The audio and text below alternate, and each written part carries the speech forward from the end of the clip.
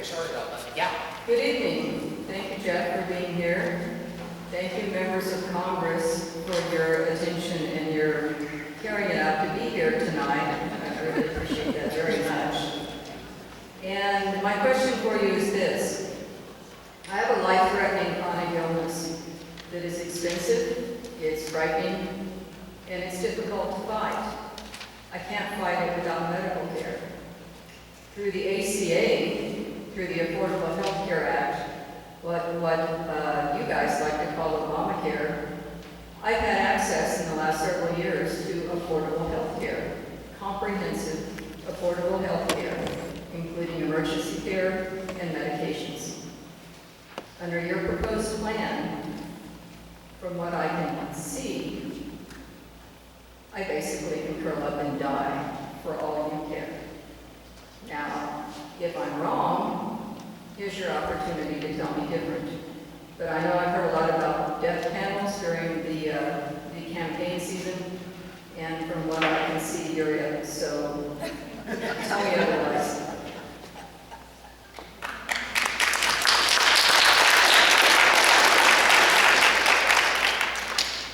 I'm not going to pretend to be any of these guys unless I have to. And I'm not going to do it again. Hi, can you hear me okay? Yeah. My name is Jim Whitten, and I'm one of the lucky ones.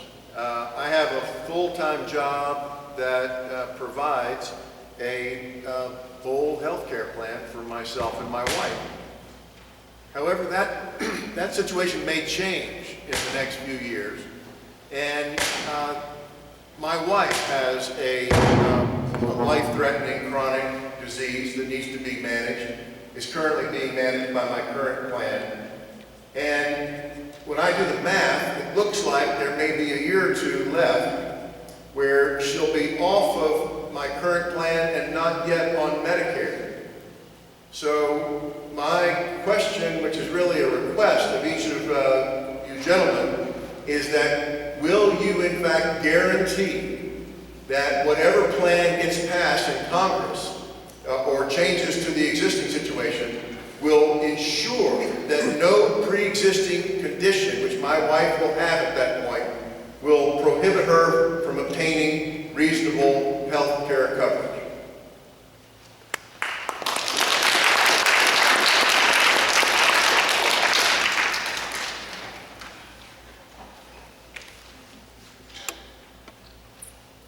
Hello. This is kind of intimidating. A few years ago, my husband worked for a corporation that provided health insurance. And one of the employees' wives had a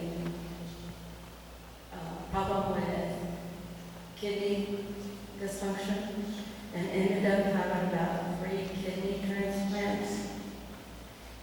And the company dropped the insurance, and they picked up another one soon afterwards, but then there was the issue of pre-existing. So they went through about 3 or 4 insurance companies, and finally, in the last 18 months that my husband worked there, we paid the insurance premiums to the company, and they paid our part of the insurance premium that were never paid to the insurance company. We lived those 18 months without insurance. So my issue is corporate greed, and just because you think that you have insurance under a plan that's called care or whatever, you're not safe. You are very vulnerable to the greed of not only the corporations but also the insurance companies. Thank you very much.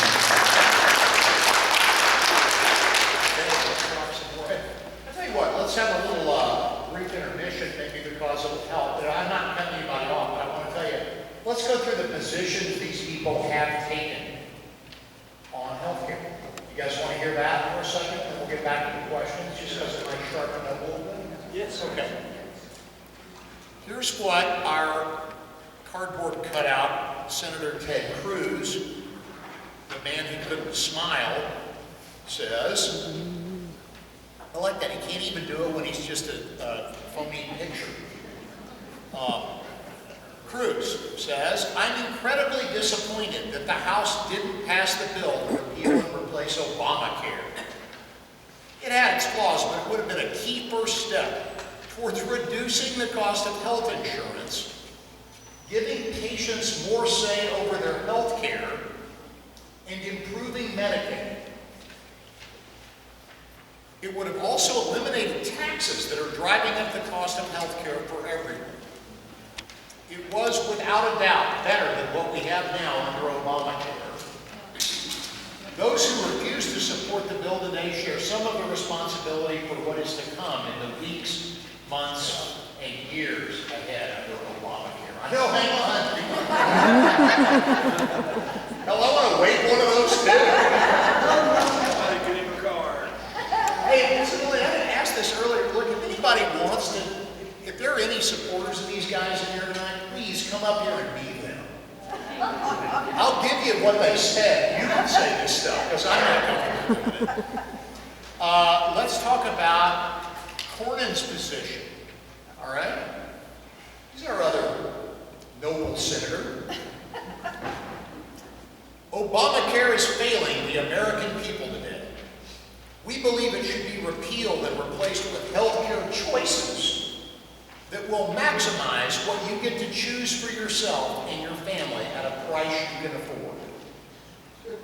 You know, like we had before, right? We're the insurance companies. We're not going to let anybody fall through the cracks. There's going to be an orderly transition to make sure nobody falls through the cracks. For example, by eliminating some of the mandates which make health insurance so expensive. Why should you buy insurance if you're a man for maternity coverage?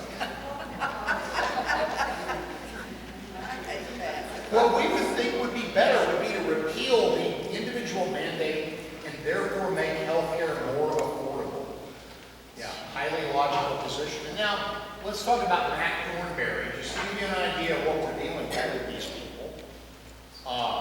And I have to tell you, I was astonished that Thornberry had actually said anything about anything except repealing the estate tax, which is the only issue he's ever taken a position on that I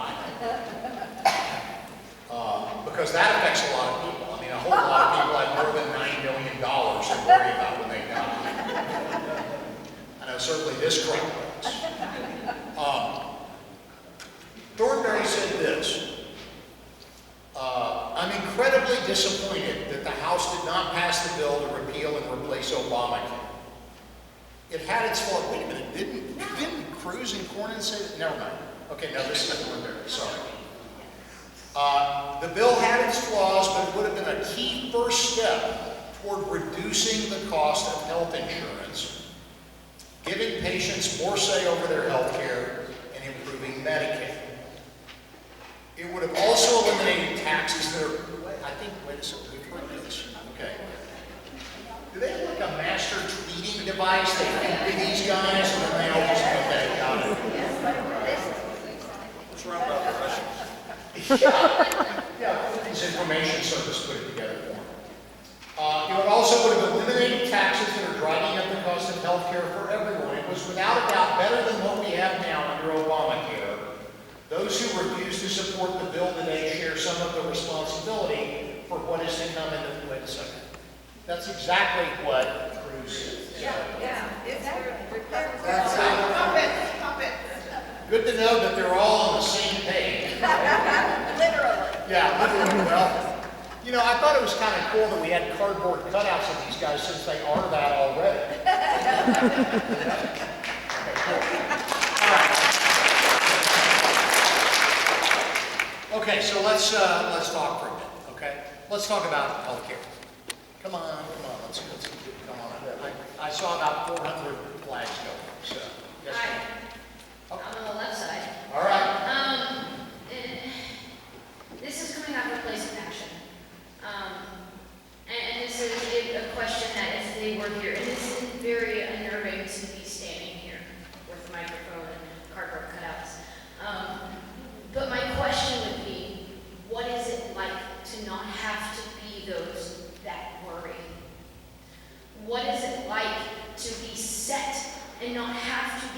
concerned with your everyday paycheck to paycheck, making sure you can get the medicine that you need to sustain life. And it might not hit on the topics of the shaking. I just want to know what it's like to not have to worry, what it's like to not have to be concerned, what it's like to not have to constantly deal with your medical issues, and then have to worry about maybe I won't have insurance this month. Maybe I won't be able to pay to get the chronic pain to go away. I want to know from our wonderful cardboard cutouts that could not be here, chose not to be you responding. What is it like to be set for life because of where you stand because of corruption? So that's all I have.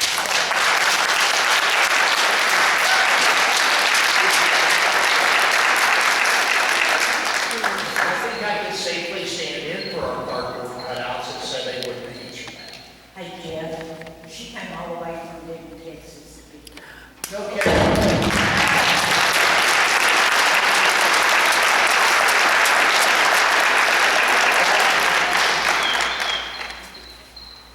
I'm Angela, and